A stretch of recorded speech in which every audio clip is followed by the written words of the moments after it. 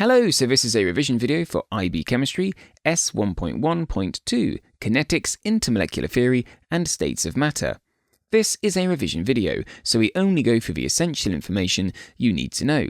For deeper explanations and for video lessons, please check the links in the description below and visit chemistrystudent.com for more. Kinetic Molecular Theory, or KMT, is a model that is used to help us understand the behaviour of particles in different states of matter.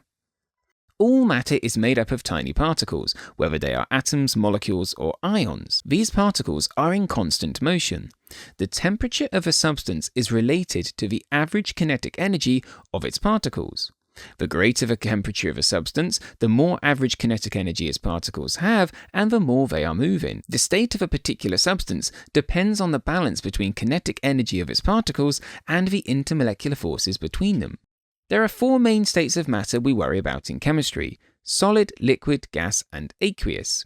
We show these in reaction equations using state symbols, with S, L, G, and AQ used.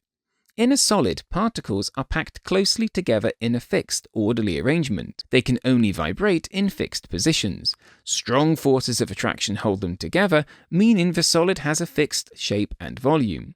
They aren't compressible, and they don't flow. In liquids, particles are still closely packed together, but they can move past one another.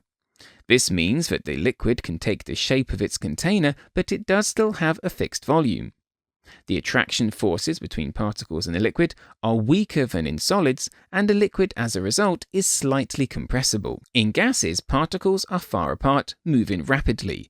They have high levels of kinetic energy and very weak forces of attraction between themselves. As a result, gases have no fixed shape or volume and expand to fill the container they are in.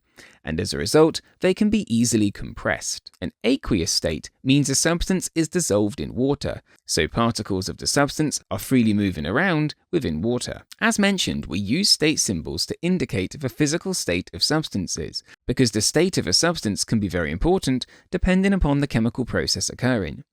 For example, we can show sodium chloride NaCl dissolving as NaCl solid going to Na plus aqueous and Cl minus aqueous. This shows us that solid sodium chloride is being broken apart into its individual ions as it dissolves in water. Substances change state when the amount of energy they have changes.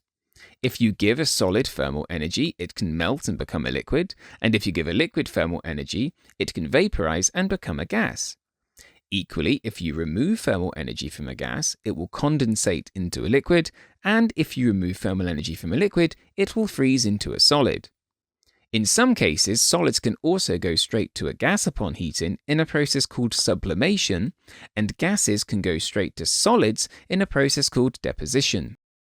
It's really important to remember, however, that these changes are physical. The substances stay the same, just in a different form. For example, if you take solid ice, liquid water, or gaseous steam, the molecules in those substances are still H2O. It's still the same chemical substance, it's just the state of the substance is different.